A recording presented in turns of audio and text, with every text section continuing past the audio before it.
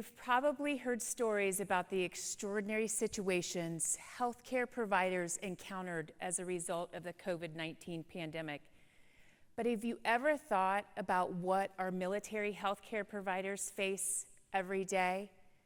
Here's a look into some of our Air Force teams hard at work.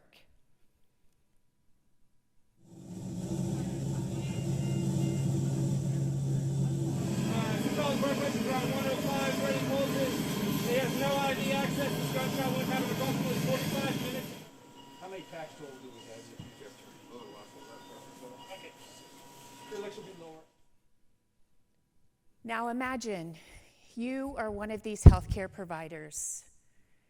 You've just been assigned to safely care and transport several injured military members on a flight from a deployed location to a hospital.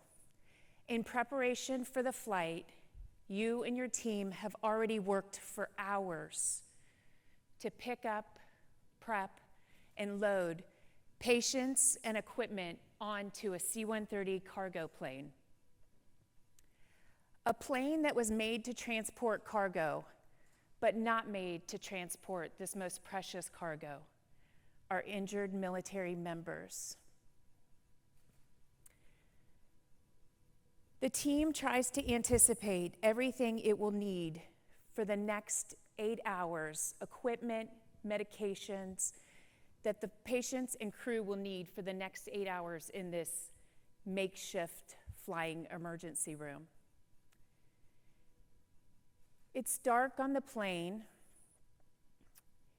We fly at night to lessen the chances of enemy fire.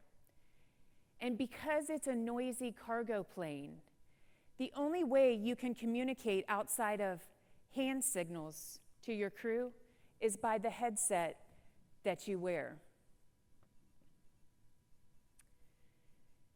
Once all the patients, equipment, and crew are loaded and ready to get on the plane takes off. You've placed your most critical patients nearest to your seat so that you can view their vital signs and heart rhythm on the monitor displays. And even though you have to be strapped in for the takeoff, it gives you a little peace of mind knowing you have these vital rhythms on display, even when you can't touch the patient.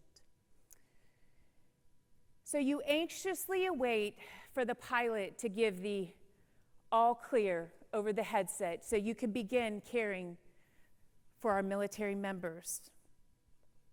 Next thing you know, you look up and the patient's monitor is reading what you know to be a lethal rhythm. Your extensive knowledge and instincts kick in. Check the patient, start CPR, deliver an electrical shock. But wait, you're strapped in. What do? Defy the pilot's instructions, risking your safety to deliver these life-saving interventions to this injured military member? But what happens if you're hurt? Then you're of no use to all the patients and the crew on the flight. But the patient, the rhythm, it's lethal. And the best chances of surviving are delivering these life-saving interventions that you would do only if you could get to the patient. In the midst of chaos like this, our military healthcare providers make frequent life and death decisions, not only for our patients, but for themselves and our fellow members, leaving a lasting effect on our military mission. Moral distress is the hardship that arises when we are unable, or when a provider is unable to deliver the best care possible due to internal or external barriers.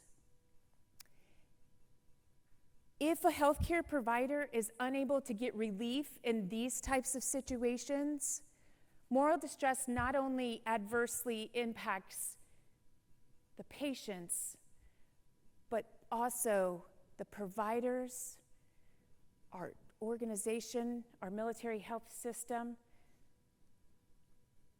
the entire system, all the way from the patient to the organization as a whole. My team has been studying the impact of these situations long before the COVID pandemic brought it into the spotlight.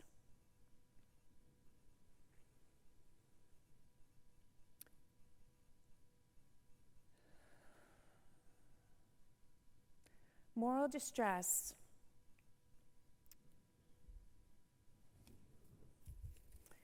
unlike General Palikowski, I don't have that memory.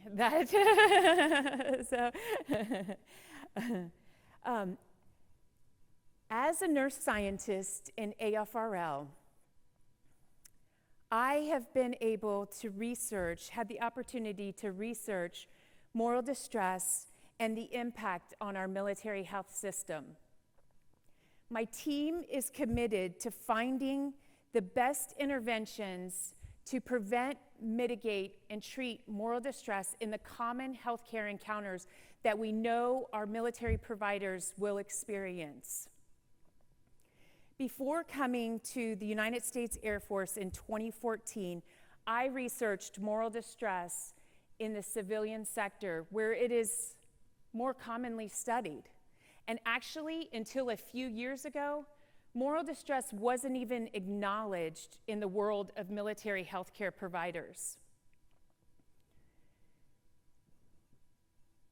There have been studies of similar conditions such as battle fatigue, burnout, moral injury, and PTSD in warfighters.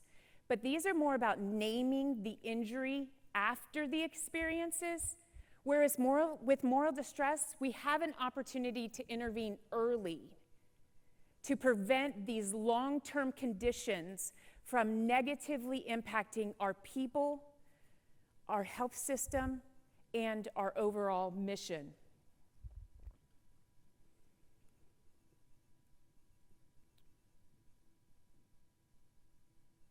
Have you ever met a distant, cold, or perhaps detached provider?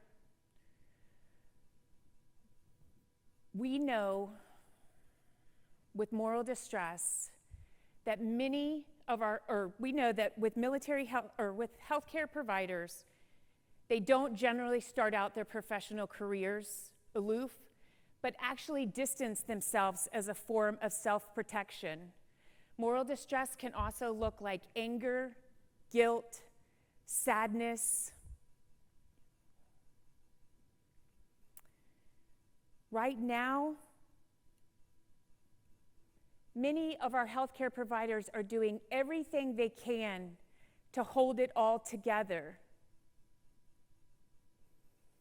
Moral distress, even though it manifests within the provider, we know the impact is far-reaching. Nursing is the science of caring. And as a nurse scientist, I bring the unique perspective of a nurse with the eyes of a scientist to enhance readiness and resilience of our military healthcare system and its people. If you see me around AFRL, you won't see me wearing the official military uniform, but I too have a pretty cool uniform. A dear friend gave me this, and I agree to an extent that my years of healthcare experience have given me some superpowers.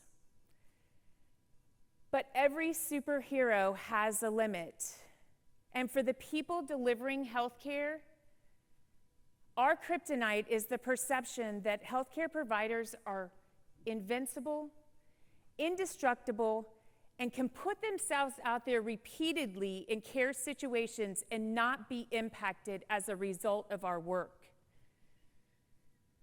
We are not indestructible. Don't forget to dispose of all hope is the warning written on a wall on display at the United States Air Force Museum. This artifact was a piece of the airline terminal wall that greeted incoming service members in the Middle East country of Qatar, where many of our deployed service members were stationed in recent conflicts. Dispose of all hope. Moral distress results when there is no hope or relief within a distressing professional encounter. This is the point where injury occurs and where we must intervene to restore hope to those barely holding it all together. Our mission in the United States Air Force is to deliver trusted care anywhere. An important component of this mission is empowering our providers to deliver the best care possible, and the system removing barriers to enable trusted care delivered anywhere. My team and I are collaborating, or are researching to find the best comprehensive and personalized interventions to prevent, mitigate, and treat moral distress in our military healthcare providers. We are collaborating with our sister services, academia, and industry. And while ideas have started to rise up as a part of this initial research, more robust studies are needed to reach sound, science-based recommendations. We need a multifaceted approach addressing the person, the team, the organization, and whole system directives. Personalized because each care provider is unique and brings a special set of characteristics to care situations, which then translates to meeting your individualized needs as a patient.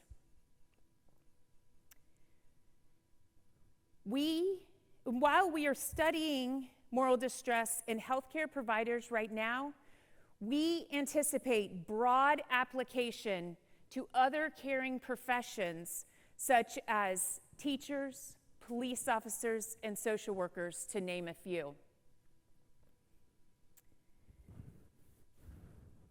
To those who are listening with no direct connection to a healthcare provider or caring organization, but feel compelled to do something because you recognize it matters to all of us to protect these caring people and caring organizations, pick a friend, family member, neighborhood healthcare facility, or even a healthcare themed social media board, and reach out and say thanks. Flood them with encouragement and messages that say, I care. Whatever you do, it doesn't have to be lofty. Just be relentless in caring for the ones that care the most. And if you're a healthcare provider, keep holding it all together.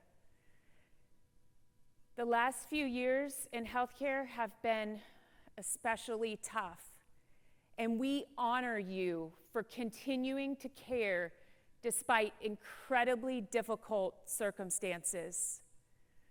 Don't give up. We are fighting for you.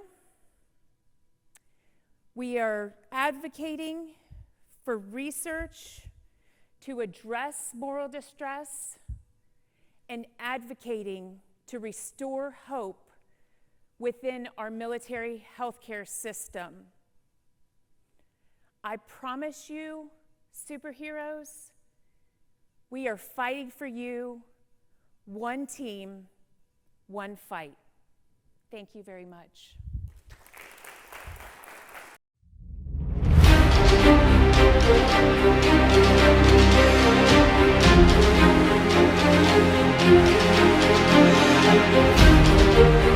Thank you.